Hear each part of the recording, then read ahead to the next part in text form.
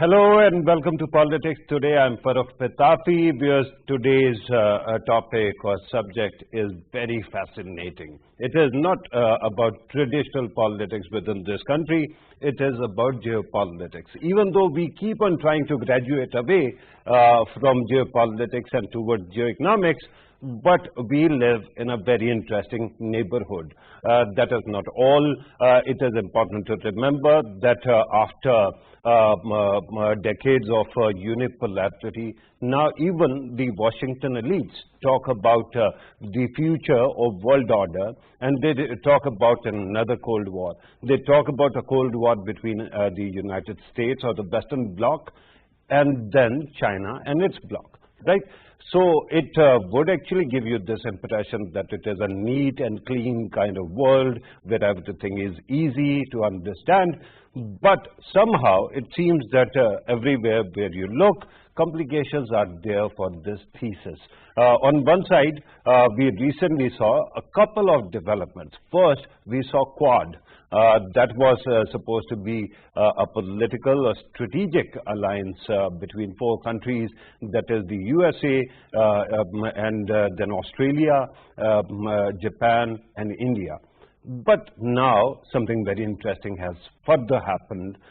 Just recently, Australia, UK and America have signed a defense pact. It is called AUKUS. And in that, the first casualty, of course, was an agreement between Australia and France. And therefore, it seems that France, which is part of the so-called Western Bloc, seems to be alienated. It has withdrawn its ambassadors from two very important countries, one the US and one Australia. What happened to UK, we can't say. We still have to see how it actually pans out. But France's anger is understandable, at least because in terms of Australian dollar, the loss incurred to their own contract that was there, but although that was delayed, but still it was important, was somewhere to the tune of 90 billion Australian dollars. So that reaction is there. So what exactly is the nature of world order? Then we have also read and heard how difficult it is to decouple the two economies, that is China and the US. If you remember, when Donald Trump was president at that time, there were attempts to reignite a trade war. And at that time, to this day, what we have seen is actually a casualty, that is microprocessors. Because the international economy was so integrated, technology has created this kind of situation where microchips are not available for most of the things, mobiles, smart cars, smart machines. So that also tells you what kind of a complicated world order we live in. We are going to talk about this, and I have to, after AUKUS actually came into being, we saw a reaction coming from China as well, and we are going to actually tell you what Chinese government has actually said. Let me read for you the statements that actually came from the Chinese foreign minister, actually the spokesman. China expresses grave concern over the nuclear submarine cooperation between the UK, the US and Australia, which deliberately escalates regional tension. Chinese Foreign Ministry spokesman Zhao Lijian.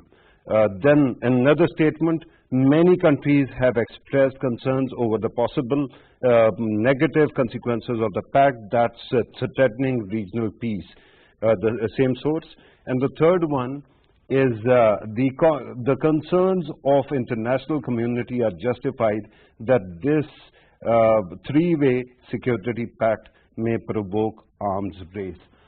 Even though that is the reaction that you have seen, the agreement that was actually to deliver submarines which were not nuclear, and that was this agreement between France and Australia, that was to deliver it very soon. But now it is going to be delayed because Australia now procures nuclear-powered submarines. It will actually go back to the 2040. That is the date that we are looking at right now. So we are going to talk about the world order at this moment. We are going to talk about AUKUS. We are going to talk about the possibility and the possibility to avoid another Cold War between two very important economic players. And why is it that AUKUS has become what it has become? In order to help us understand these issues, we are joined by Professor Lucas, who is a Professor Emeritus of University of Birmingham, and he is also the co-founder of America Unfiltered. Thank you very much, Professor, for being part of the program. Then we are joined by George Salim Saab, who is Pakistan's ambassador to Italy. George Salim Saab, thank you very much, sir, for being part of the program as well. We are going to be joined by a third guest on telephone, Syed Muhammad Ali, adjunct professor, Georgetown University. Let me first start with Professor Lucas, because it is very important what we are seeing at this moment, and let us ask you to divine these tea leaves. What exactly is going to happen in coming days? Why is it that the goalpost keeps on shifting?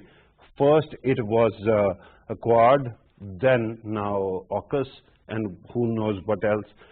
With your permission, Professor, I'm told that we have a package for our viewers as well. Let us first play that, and then I'm going to come to you, sir.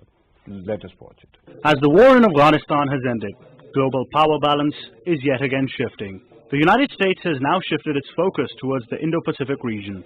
AUKUS is a trilateral security pact that was announced between Australia, the United Kingdom and the United States on 15th of September 2021, under which the US and the UK agreed to help Australia to develop and deploy nuclear-powered submarines, adding to the Western military presence in the Pacific region. Australia's decision to tear up the French deal in favor of American nuclear-powered vessels sparked outrage in Paris. The French President Emmanuel Macron recalling France's ambassadors to Canberra and Washington in an unprecedented move.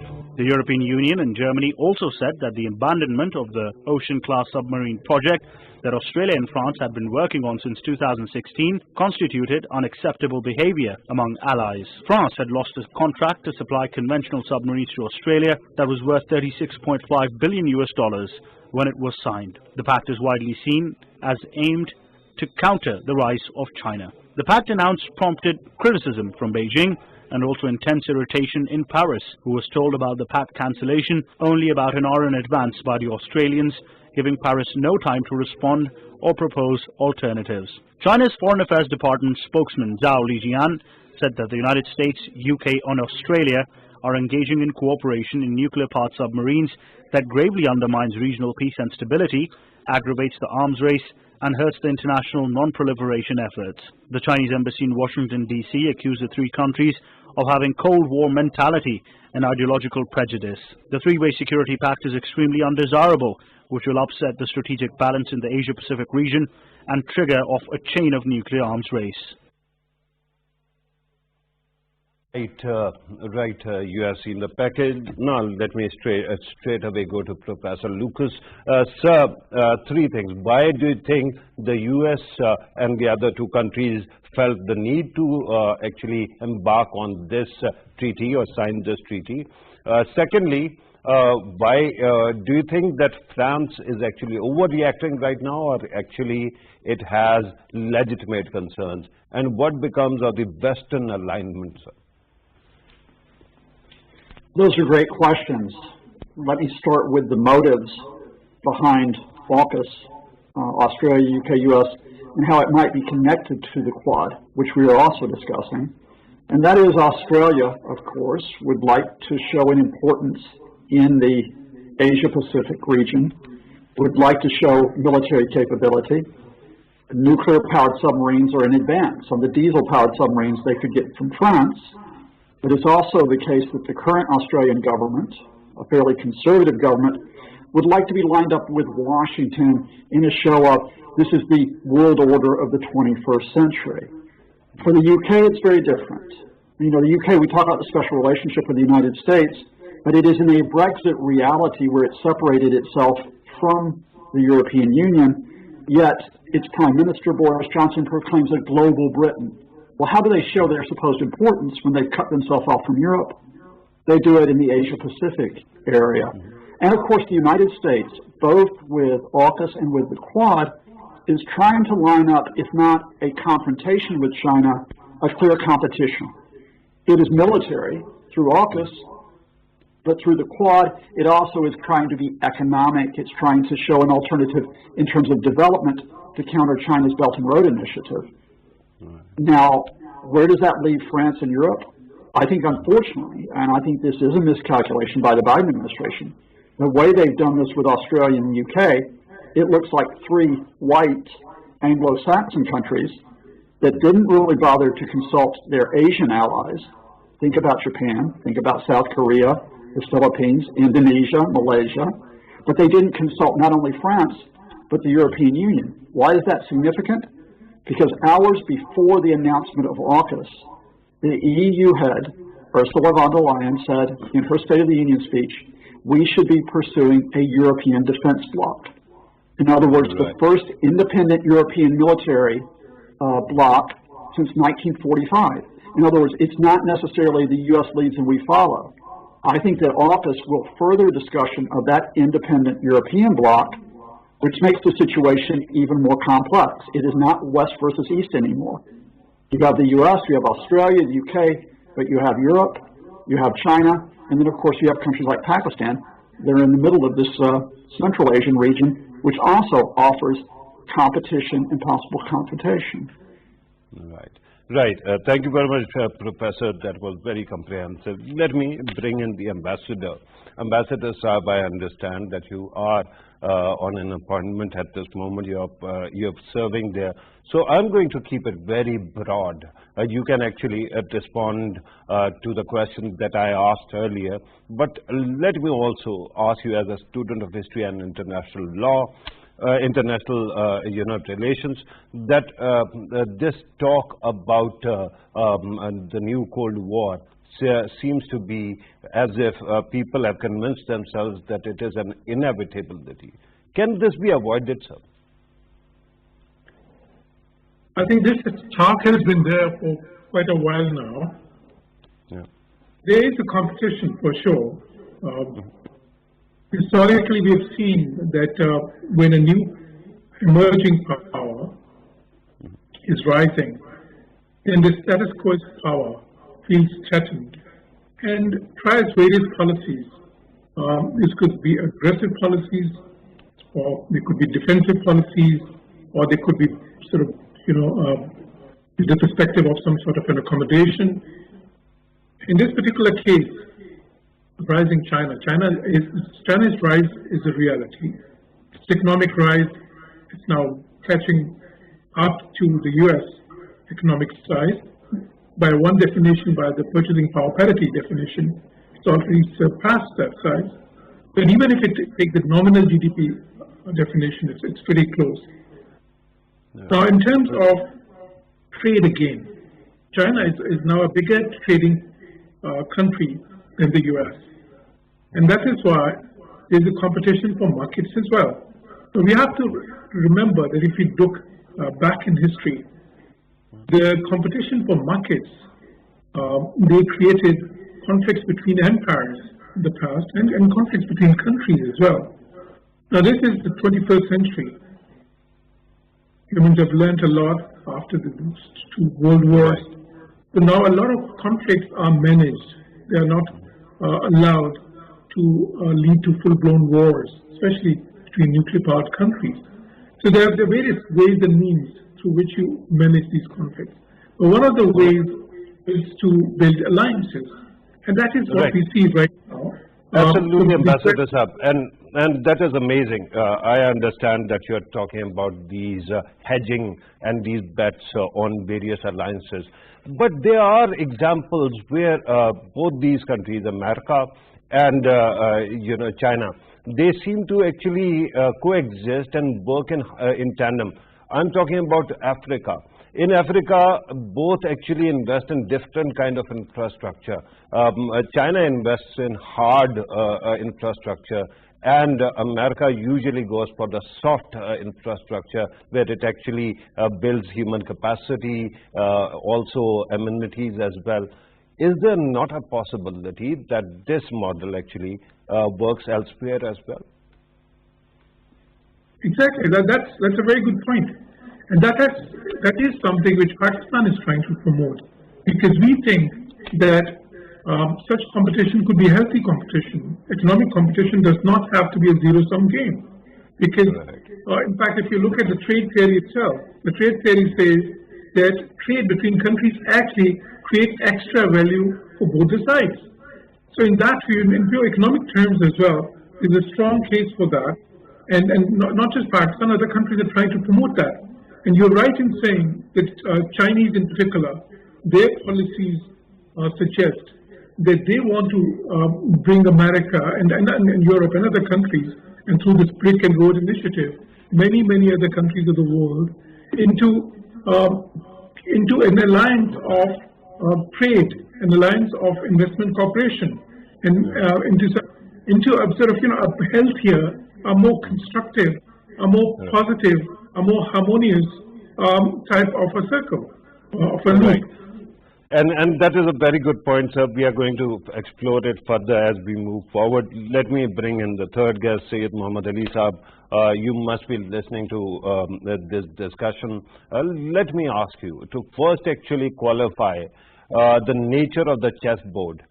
Is it essentially a geopolitical, chessboard, or it is essentially a geoeconomic chessboard? Because it seems that if China is progressing, it might be investing in its defenses, but at this moment, the strongest bid is in the economic sphere.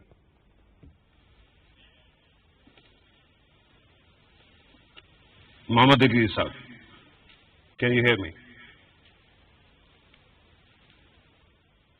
Right, there seems to be some complication. We are going to come back and talk about it further.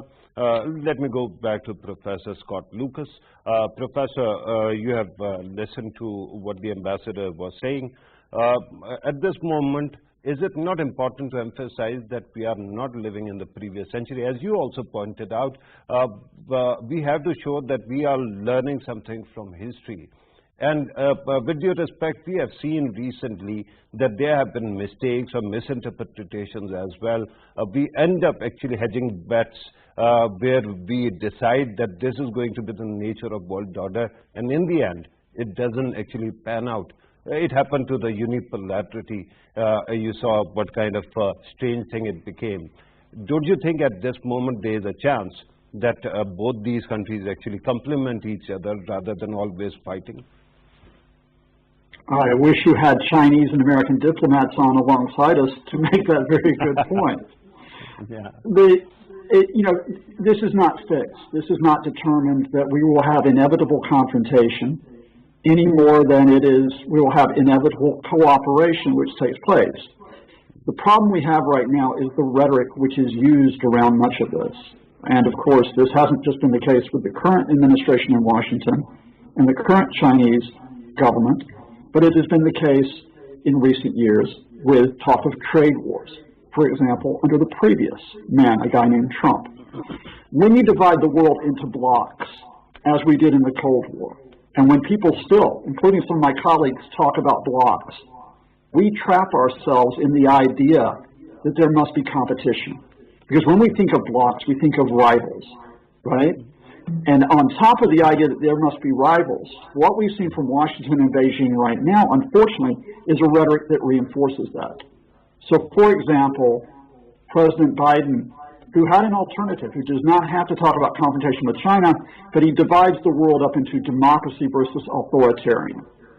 Now, I believe in spreading the idea of human rights and of emphasizing norms. But the best way to emphasize norms is through actions rather than us versus them. When China comes out and declares that it is the country for peace and stability, and everyone else is opposed to it, or the U.S. is opposed to it, they have divisive rhetoric, what some have called the wolf warrior rhetoric. So this spiral of a rhetoric that we have seen since January, and in which other countries get caught up in it because it forces them to make choices that they shouldn't have to make. That's what we have to try to break the cycle of. Now, the options are there. But unfortunately, what we have seen is, on the one hand, that the United States, by putting the emphasis on a military alignment with Australia and the UK, has raised the stakes. On the other hand, the Chinese line, which is being taken in its public rhetoric, which is that there is a Cold War mentality which is taking place, takes it up even further. Which is why, to add one other thing, and I'd like to get the ambassador's reaction to it, too often we talk of a bipolar world, U.S. versus China, and everyone else has to line up. Between this U.S. and Chinese rhetoric, what do other countries like Pakistan do to try to tone this down and to stress the idea of a cooperative competition, if you want to? Because after all, Pakistan has economic links with China, very important economic links with China, yet it has important economic and military links with the United States. Do we have to be in a bipolar world where Pakistan is off to the side while we have this spiral of confrontation that possibly is developing? Right. And inevitably, if it is a bipolar world, then countries like Pakistan have to actually choose one side. They cannot actually work with both. Before I go to Ambassador Saab, let me ask you another question. You must have seen the use of term Biden doctrine. Before that, we saw Bush doctrine, Trump doctrine, Obama doctrine.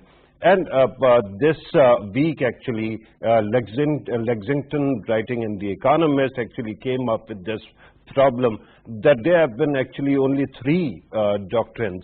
One was Nixon's doctrine, then actually before that, Truman's doctrine, and finally this unipolarity doctrine. Do you think that at this moment we have the trappings of what we can call Biden doctrine? No, I think my colleagues too often like to use the word doctrine because it means they can try to organize everything. I think there was a general vision that the Biden administration had, which is the vision was, look, we will rebuild alliances, but we will start this by setting the example in the United States. We will rebuild our infrastructure. We will deal with the coronavirus pandemic effectively. We will have effective social policies. And they've done actually, I think, quite well, despite Republican opposition, at trying to repair the damage in the United States. The problem is that rather than furthering alliances abroad, however, the Biden administration too often has been caught in a contradiction. On the one hand, it's America first. We still lead. We lead, you follow. And on the other hand, that key catalytic case of Afghanistan that you have probably discussed quite a lot recently is not of an American leadership, but of apparent American withdrawal. And when America withdrew from Afghanistan, what did they replace it with? Well, you can't appear weak. We have to appear tough. Thus, they decide to draw up and build up the rhetoric against China. Again, the problem of a country which has had a dominant or preeminent role trying to puff out its chest when it thinks it's in a bit of trouble.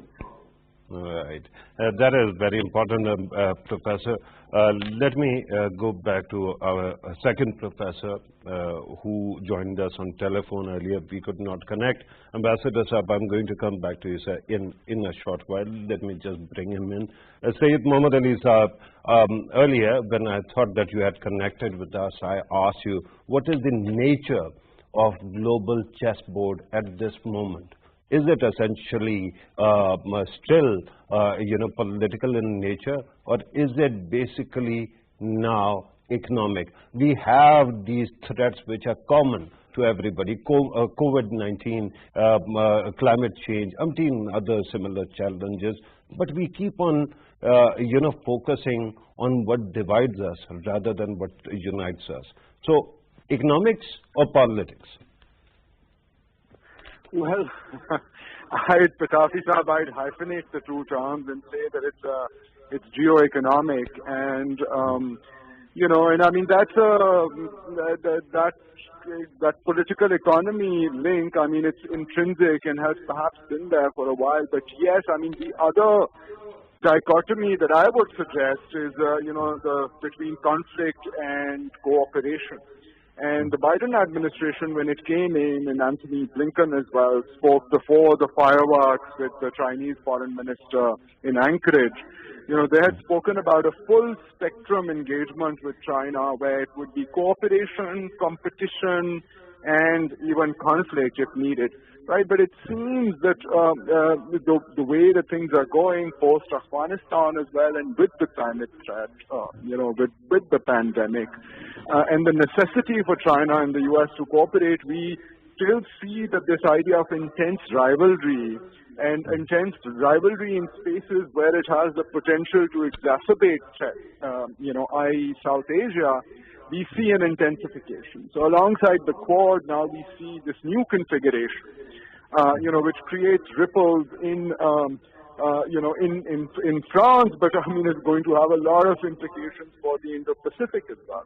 And it seems that might be a bit of a distancing. I mean, it's interesting to see how the U.S. in its insistence on competing with China and thwarting its competition, and China is also quite aggressive, if one looks at it objectively under President Xi, in its ambitions, global ambitions. What one sees is that, there's some distancing and disgruntlement, within Europe. So not all of Europe is on the same page. I mean, a few weeks ago, President Xi had a conversation with the German Chancellor and President Macron, right? So there's in Europe also there's a willingness to cooperate on environmental issues, on trade, right? But on the other hand, Australia has been sanctioning, and Australia had been one of the reasons why Australia didn't suffer too much from the global economic crisis was that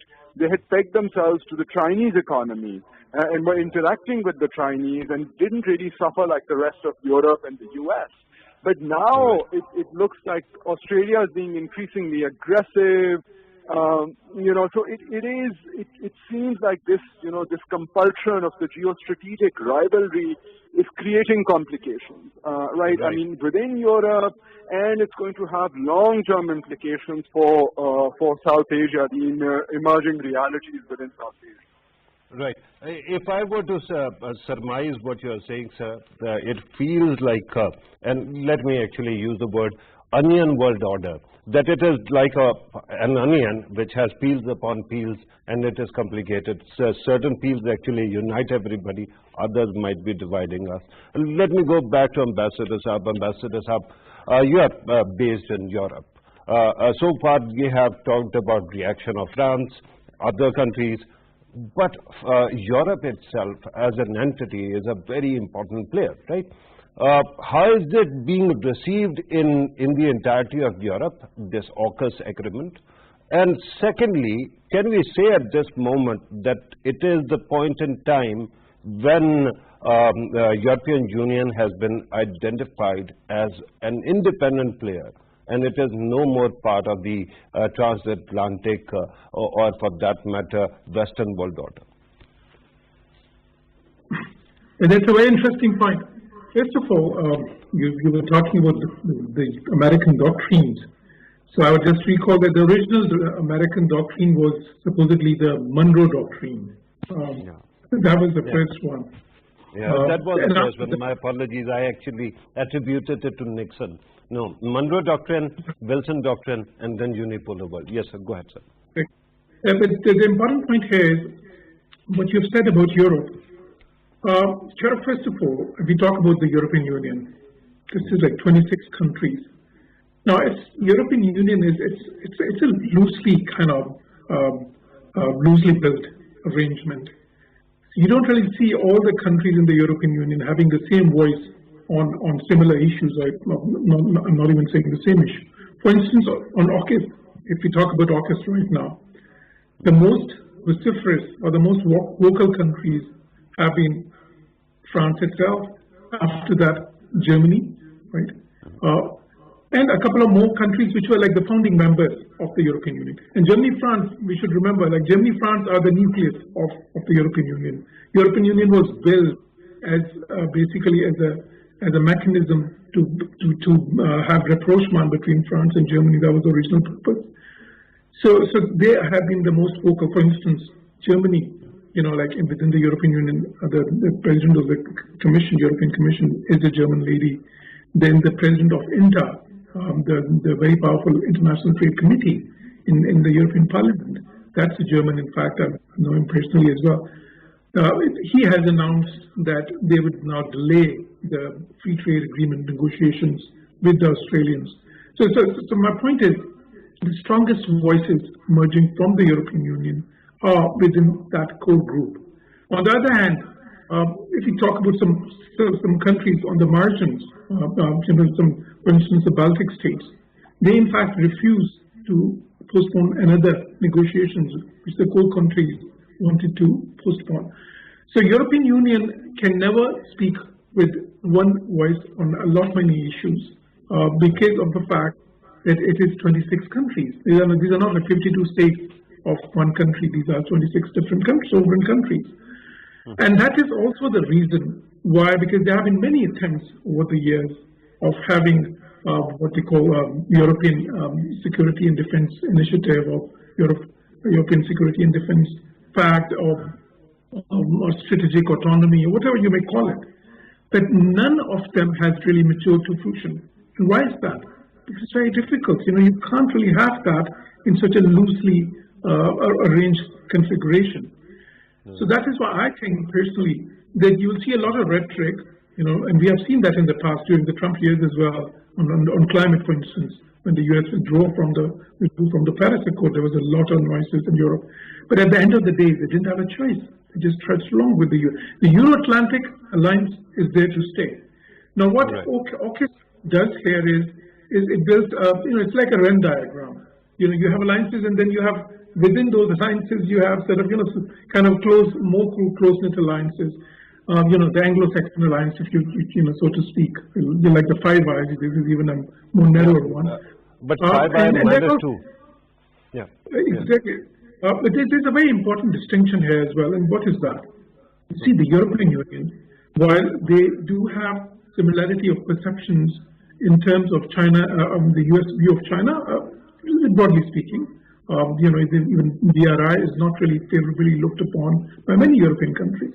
But at the same time, the EU would not really go to the extent of actually having some sort of an arms race, And AUKUS, this alliance, by building those submarines and introducing them, in the Pacific through a new actor, Australia, that could lead to an arms race, as the Chinese have rightly said.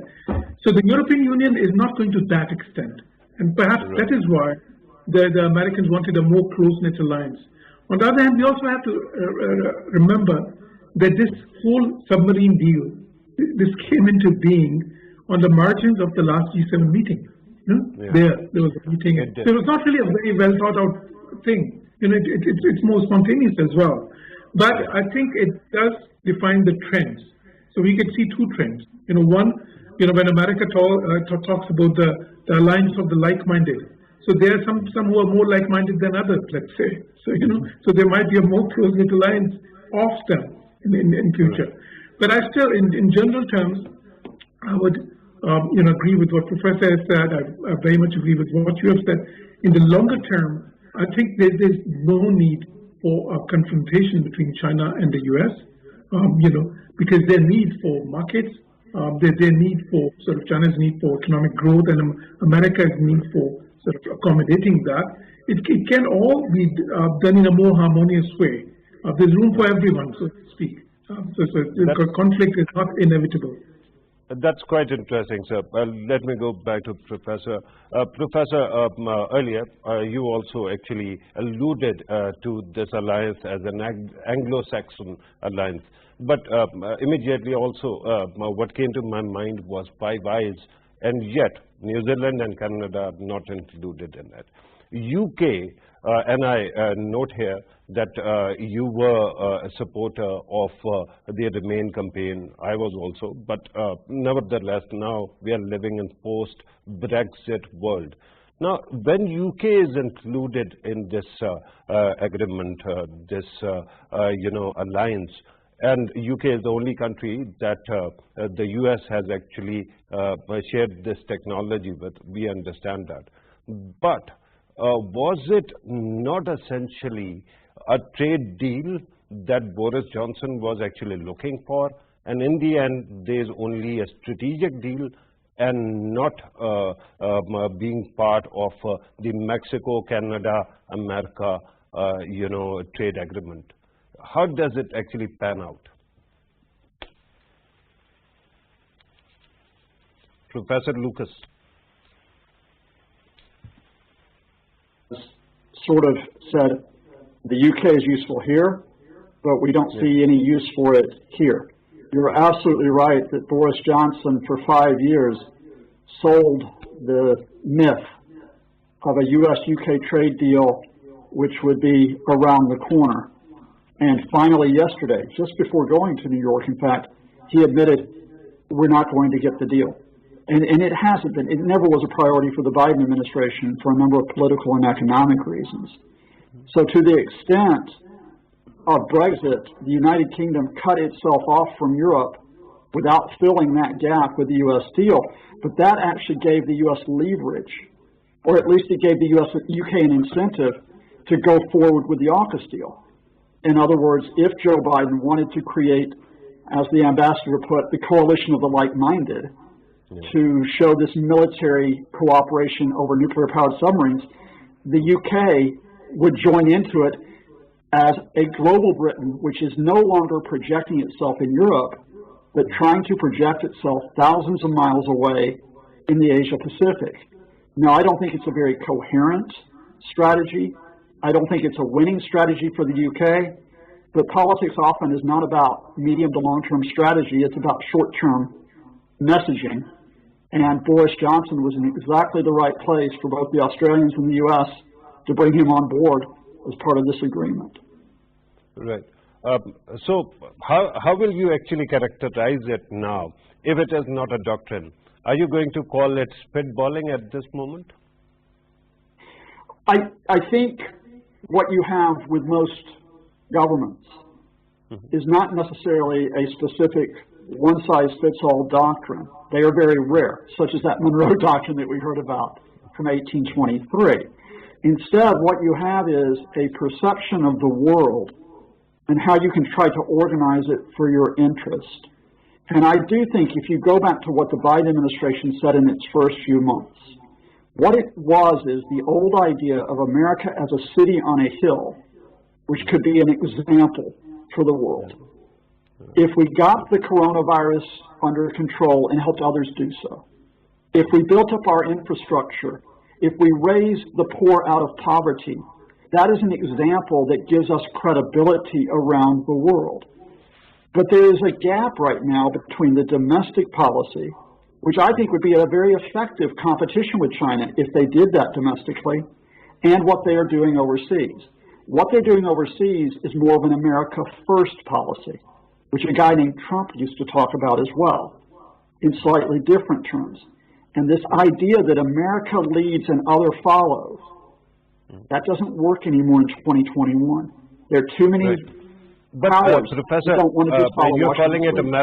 America First policy. Immediately reminded me of Donald Trump. But he was talking about, power through strength, influence through strength at that time. This government actually, this administration came into power promising that it is going to put a great onus, a greater value to NATO and other allies, and it is going to revive America's image of bridge building, right? And yet, at this moment, we don't know where we are at. Is it really, disengagement of sorts? Is it really, a revival of some kind of Monroe Doctrine that we are going to just stay here and you can do whatever you want in the world? Or it is actually a new kind of world order? No, I think it goes back to something, and I'd appreciate the ambassador's feedback on this, which is a phrase from the George W. Bush years. Indeed, it's a phrase from the elder Bush years, the coalition of the willing. And the idea is America can lead this coalition of the willing who think that America has the military, political, social example that they want to follow.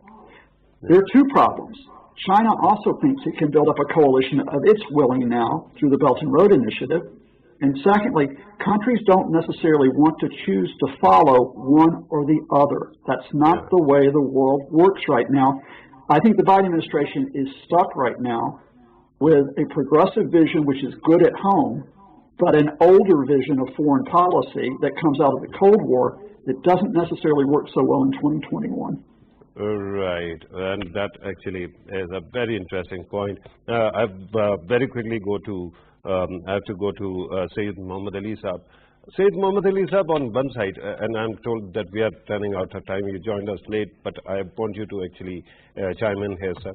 On one side, we are talking about possibility of a conflict or a new Cold War. Then we see there are many factors. One, Europe as an entity or being isolated as an entity.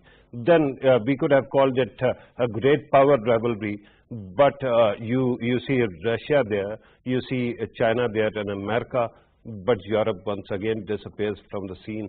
So what exactly is it, this world order? How are you going to characterize it at this moment?